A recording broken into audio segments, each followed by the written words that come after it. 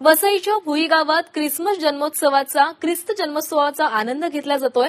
Santa Claus सोबत आनंद साजरा करण्यात गावकरी दंग झालेत। मोरी गावात तरुण सांताक्लॉज बनून रस्त्यावरून येणाऱ्या जाणाऱ्यांना तसंच गावातल्या प्रत्येक घरात चॉकलेट्स वाटतात। या आनंदाच्या सोहळ्यात गावातील लहान मुलांपासून वयोवृद्ध नागरिक दरवर्षी सहभाग घेतात।